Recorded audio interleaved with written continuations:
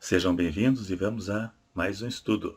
Hoje, Apologética, doutrinas da Igreja Congregação Cristã que não precisamos ou não é necessário obedecer. A igreja, qualquer igreja, precisa diferenciar usos e costumes de doutrinas bíblicas. Também diferenciar cultura local de doutrina. E a diferença entre ordenança e mandamento. O maior problema da CCB é não saber interpretar a Bíblia por falta de estudá-la. Por exemplo, o ósculo era algo cultural e continua sendo em alguns países. E que até hoje alguns países daquela região se saúdam assim. Mas será se precisa saudar com ósculo para ser salvo? Claro que não. Da mesma forma, o véu. Em alguns lugares foi cultura local e ainda continua sendo cultura em alguns países até nos dias atuais. Paulo mandou saudar com ósculo, mas isso foi descritivo ou foi normativo? Foi descritivo. Eram cartas escritas a um destinatário. E mandou saudar com ósculo, porque fazia parte da cultura deles. Nem tudo o que está escrito se aplica a nós. Aí é a questão da interpretação. O ósculo e o véu é mandamento ou ordenança? Nenhum dos dois. Não é mandamento e nem ordenança. Na CCB é uma ordenança porque eles fazem isso. Na Bíblia não é ordenança. Jesus deixou duas ordenanças à igreja, a ceia e o batismo, e nenhuma salva. São para salvos, mas não salva. Acompanha o salvo, mas não salva.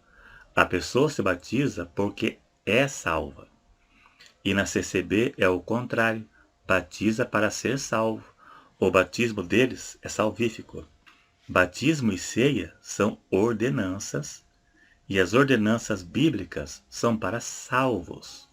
Para pecadores, não tem nenhum valor, e nem simbolismo, e nem significado o batismo e a ceia. Biblicamente, primeiro a pessoa se converte, e depois se batiza e toma a ceia. Os pecados são perdoados quando se converte, e não quando se batiza. Atos 3,19 está escrito: arrependei-vos para que vossos pecados sejam apagados. Jesus perdoou a mulher que lavou seus pés. Jesus disse: perdoados são seus muitos pecados.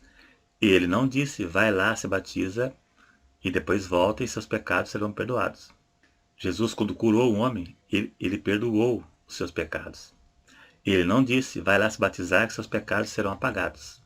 No livro de Atos, fica claro que a conversão antecede o batismo.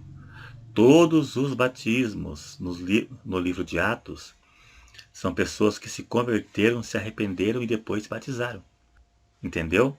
É falta de saber interpretar mesmo. É um erro, são erros grotescos que não podem ser cometidos. É tudo erro de interpretação mesmo por parte da CCB. Ordenança vem de ordem. No Velho Testamento tinha várias ordenanças e seus simbolismos. Se o uso do véu e saudar com ósculo fosse necessário para a salvação, seria um mandamento. Mas não é nem uma coisa e nem outra. Não é mandamento e nem é ordenança. Nem na Bíblia era. Nem na Bíblia isso era nem mandamento e nem ordenança. Mandamentos é não matarás, não furtarás, não adulterarás. São leis moral que vigora para sempre. E mandamento era necessário obedecer.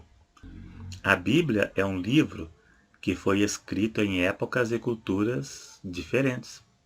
Algumas vezes poderia incluir cultura local que se aplicava apenas para um povo específico, de um determinado lugar. O ósculo é um gesto de cumprimento entre duas pessoas. É uma saudação, o qual o Brasil não tem essa cultura. E era em público, não era só dentro da igreja, não. Alguns livros do Novo Testamento mandavam eles se saudarem com o ósculo santo. Então fica um questionamento. Será se isso é válido também para nós? Ou foi apenas uma cultura limitada ao Oriente Médio? A resposta é a seguinte: era apenas uma questão cultural e não doutrinária. Se você estiver em pecado, você pode se beijar quantas vezes você quiser, você pode dormir com o véu na cabeça, que para o céu não vai de qualquer forma. Isso se aplica para qualquer um. Isso era apenas uma questão cultural local. Isso em nada interfere na salvação de ninguém. Não faz parte da vida do salvo, pois nenhum lugar da Bíblia trata isso como uma ordenança e muito menos mandamento. E também era em qualquer lugar, não somente na igreja. Em 1 Coríntios 11, Paulo ordenou que as mulheres usassem o véu como sinal de respeito e subordinação ao marido. As mulheres que não usassem o véu não eram respeitadas devido à sua cultura. Agora, em Gênesis 38, verso 15, as prostitutas era quem usava o véu. Veja que inverteu. Tamar se cobriu com o véu e Judá a teve como uma prostituta. E na outra situação, Rebeca se cobriu com o véu para se encontrar com Isaac. Veja que nas três situações o uso do véu foi de forma diferente, indicando cultura. Tem um ponto que a CCB tropeça muito, e eles não sabem interpretar 1 Coríntios 11. Não vou dizer que todos, mas muitos de lá. Alguns se confundem em 1 Coríntios 11, onde diz por causa dos anjos, como sendo algo obrigatório ou algo que influencia na salvação de uma pessoa. O termo por causa dos anjos se refere que os anjos observavam as pessoas quanto à sua obediência, e também a ordem e a decência. E como Paulo ordenou que usassem o véu, os anjos observariam as mulheres para ver se estavam obedecendo o que Paulo lhe ordenou.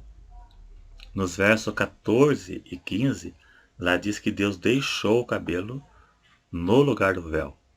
Sendo assim, o que se pode entender, uma linha de interpretação é que Paulo, quando foi pregar em Corinto, muitas prostitutas se convertiam e tinham as prostitutas cultuais que raspavam a cabeça. Então Paulo mandou que usassem o véu até que o cabelo crescesse.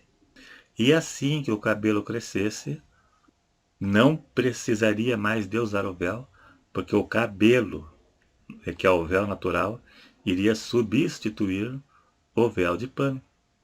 Então ficaria muito estranho Paulo mandar usar o véu e no final do discurso dele ali, do capítulo, ele falar para a mulher deixar de usar o véu, que seria substituído pelo cabelo. Seria algo estranho. Primeiro manda usar e depois diz que não é mais preciso. Seria algo bem estranho, né? Então é isso aí então. Creio que não ofendi porque eu falei de uma forma bem clara, bem suave, para que a pessoa não se sinta ofendida, que é apenas mostrando o meu posicionamento, que eu creio que é o mesmo da maioria também. É isso aí. Dá um joinha aí se gostou para ajudar na divulgação do vídeo. Se não é inscrito, se inscreva e até o próximo.